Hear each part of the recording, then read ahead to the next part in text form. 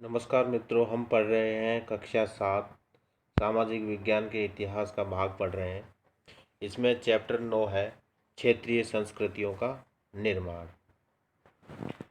देखिए, क्षेत्रीय संस्कृतियों का निर्माण का मतलब है कि एक वृहद विशाल स्तर पे एक पूरे देश की संस्कृति नहीं, बल्कि देश में जो छोटी छोटी संस्कृतियां हैं उनका निर्माण किस प्रकार से हुआ। चाहे वो भाषा हो, चाहे वो धार्मिक परंपराएं हो, चाहे वो चित्रकारी हो, चाहे वो मंदिर निर्माण की शैली हो, या जीवन जीने का तरीका हो, ये क्षेत्रीय संस्कृतियां होती हैं। इसमें है कि चेल और मलयालम भाषा का विकास किस प्रकार से हुआ। वर्तमान केरल राज्य के क्षेत्र में 9वीं सदी में चेर शासन रहा। शासकों ने मलयालम भाषा एवं लिपि का प्रयोग सरकारी अभिलेखों में किया।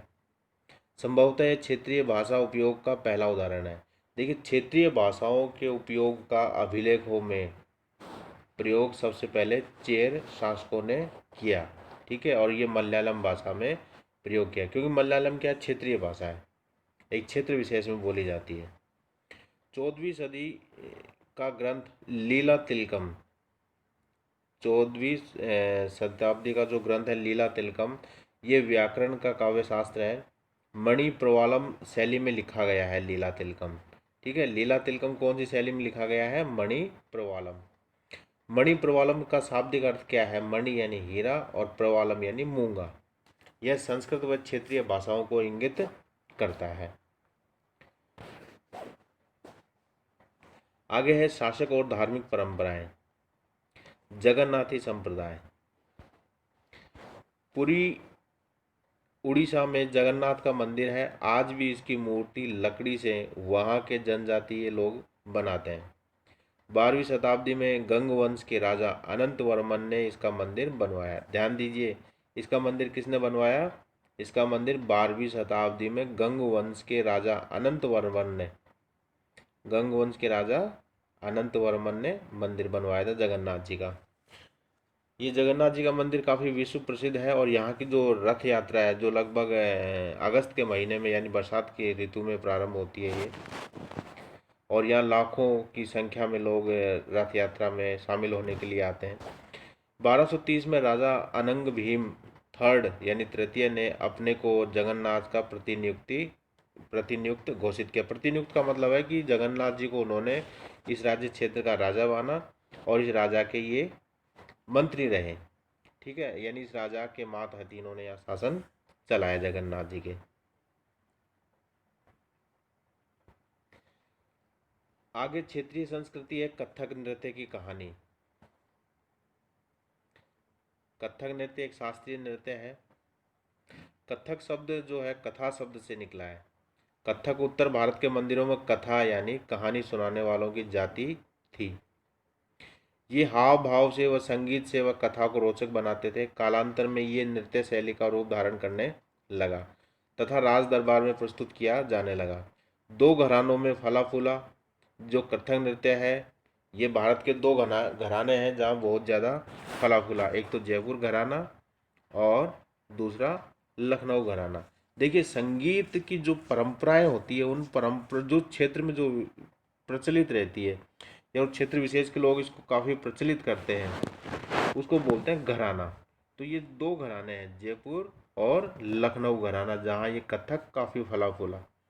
अवध के अंतिम नवाब वाजिद अली शाह के संरक्षण में कला के रूप में ये उभरा, और 1850 से 75 के में उत्तर भारत के अन्य भागों में भी ये फैल गया, यानी अन्य भागों में भी, हरियाणा, ठीक है, और उत्तर प्रदेश में तो था ही था, इसके अलावा मध्य प्रदेश, पंजाब, जम्मू कश्मीर जैसे क्षेत्रों में भी ये फैल गया कथक नृत्य। इसकी विशेषताएं क्या होती है? इसमें होता है कि द्रुत पद संचलन होता है, यानी बहुत तेजी से पैरों का संचालन करना पड़ता है नृत्य के दौरान, और उत्तम वेशभूषा, यानी नृत्य करेंगे तो विशेष प्रकार की वेशभूषा होती है, और कहानियों के प्रस्तुतिकरण अभिनय पर जोर दिया जाने लगा। यानी कहानियों का जो प्रस्तुतिकरण है, ये कथक नृत्य करते हुए प्रस्तुत किया जाता था, अभिनय की भाव भंगिमाओं के साथ। आज़ादी के बाद इसे 6 शास्त्रीय नृत्यों में मान्यता मिल गई। भारत में 6 शास्त्रीय नृत्य माने गए हैं। ठीक है, वो कौन कौन से हैं? भरतनाट्यम, ये तमिलनाडु क्षेत्र का है। कथाकली केरल का है। देखिए कथक और कथाकली में अंतर है थोड़ा। और ओडिसी उड़ीसा का है, कुचिपुड़ी आंध्र प्रदेश का है, और मणिपुरी मणिपुर का है।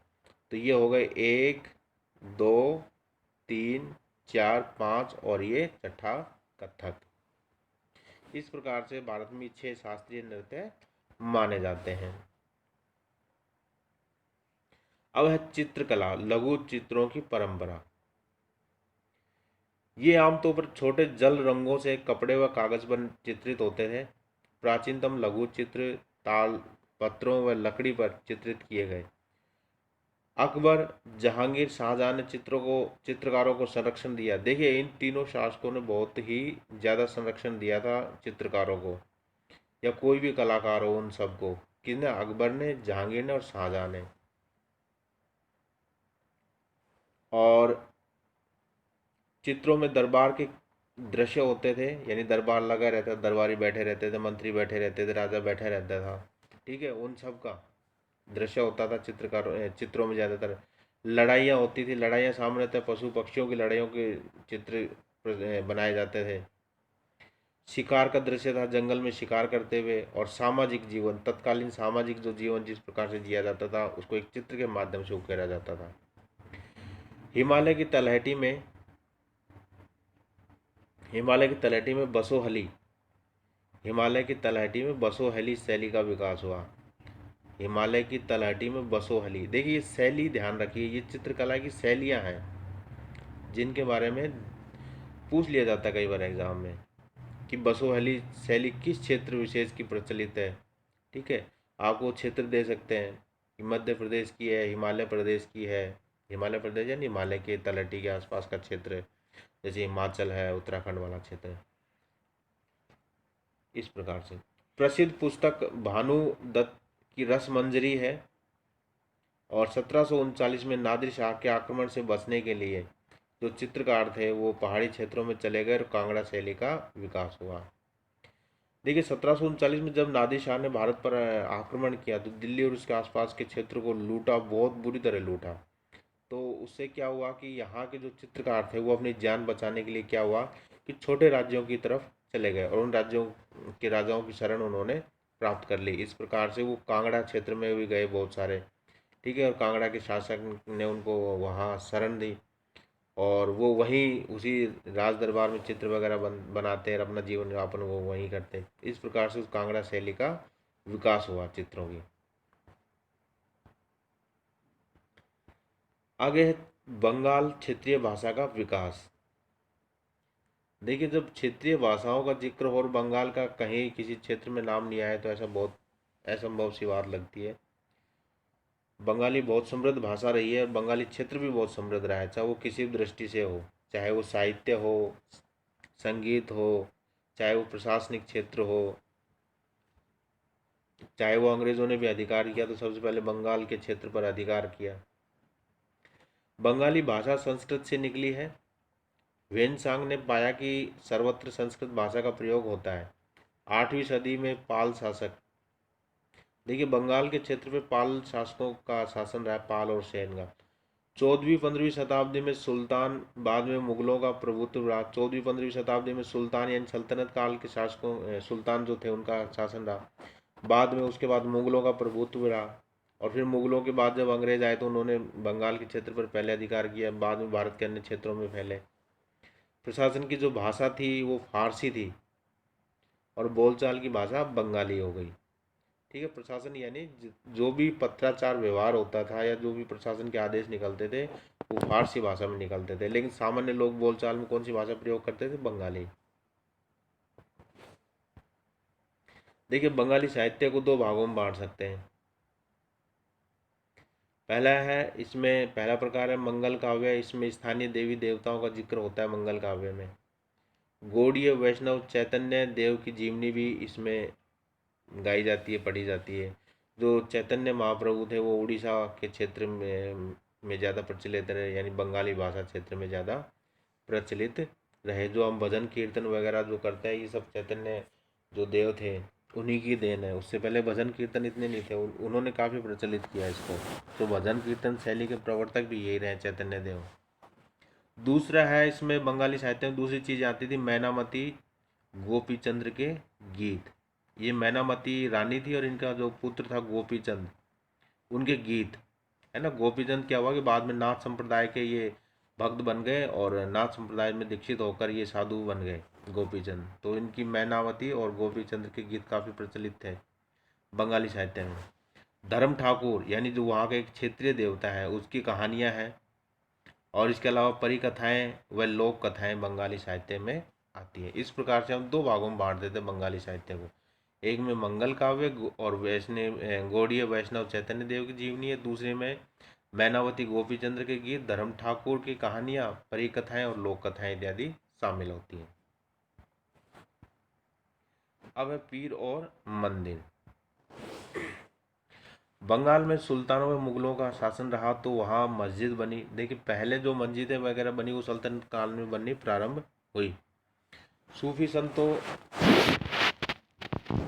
ये यहाँ जो पीर के रूप में धर्म का इन्होंने प्रचार किया था सूफी संतों ने, और इनकी मज़ार जो है सर्वत्र पाई जाती है। यानी जितने भी सूफी संत हैं बहुत सारे इस बंगाली क्षेत्र में काफ़ी प्रारंभ में वहीं गए थे भारत में, और वहाँ उन्होंने मुस्लिम धर्म का प्रचार प्रसार किया, और उनकी मज़ार वगैरह भी बहुत सारी मिलती हैं वहाँ। बंगाल में 15वीं शताब्दी से ज़्यादा मंदिर बनने लगे, 15वीं शताब्दी से, और जो 19वीं शताब्दी तक बने। स्थानीय देवता छान छप्पर में पूजे जाते थे, यानी जो झोपड़ी वगैरह का जो मंदिर बनते थे उसमें स्थानीय जो देवता होते हैं जिस क्षेत्र के वो पूजे जाते थे। बाद में पक्के मंदिर बनने लगे, और इन मंदिरों की जो शक्ल है या आकृति है ना, जो बंगाल की छप्परदार झोपड़ियों की तरह, ध्यान दीजिएगा, इनकी आकृति बंगाल की छप्परदार झोपड़ियों की तरह दो चाला यानी दो छतों वाली और चौचाला यानी चार छतों वाली होती थी। इनके कारण मंदिर की बंगाली शैली का प्रादुर्भाव हुआ। चौचाला के ढांचे में चार त्रिकोणीय छतें चार दीवारों पर रखी जाती थी, जो ऊपर तिर्यक रेखा या एक बिंदु तक जाती थी। यानी जो छत रहती थी वो इस प्रकार से रहती थी, यानी इस तरफ से जमीन से छूने वाली होती थी और इस तरफ से भी छूने वाली होती थी। मंदिरों की बाहरी दीवारों पर चित्रों, टाइलों व मिट्टी की पट्टियों से सजी रहती थी। ऐसे मंदिर बांकुरा जिले में विष्णु मंदिर में ऐसी सजावटें मिली हैं। तो जो मंदिर वगैरह होते थे उनकी दीवारें वगैरह काफ़ी सुंदर बनाने के लिए उनको क्या करते थे कि चित्र बना देते थे, ठीक है। इसके अलावा मिट्टी से बनी हुई मूर्तियों से भी सजा दिया जाता था। तो ऐसे उदाहरण कहाँ मिले हैं? वो मिले हैं बांकुरा जिले के विष्णुपुर मंदिर में इस प्रकार की सजावटें मिली हैं दीवार के ऊपर। जैसे आप वहाँ के मंदिर देखेंगे तो जो छान छप्पर के बनते थे वो इस प्रकार के मंदिर होते थे, इस प्रकार के मंदिर होते थे। देखिए आप इनका देखेंगे तो ये तो प्रवेश द्वार हो गया इस मंदिर का, और ये जो इसकी झोपड़ी की जो छत है, यानी इस मंदिर की जो छत है झोपड़ी की, ये इस प्रकार से ये इस तरफ नीचे झुकी हुई होती थी किनारा, और ये भी किनारा नीचे झुका हुआ होता था, और ये इधर पीछे से भी किनारा इस प्रकार झुका रहता था, और ये बहुत ही ज़्यादा तीव्र ढलान नुमा होती थी। बहुत ढलान नुमा होने से क्या बारिश वगैरह का पानी आसानी से निकल जाता था। इस प्रकार के मंदिर होते थे। देखिए मित्रों, इस वीडियो के अंत में मैं आपसे एक प्रश्न पूछता हूँ, आपने निश्चित रूप से इसको ध्यान से देखा होगा। प्रश्न ये है कि जो जगन्नाथ जी का मंदिर है,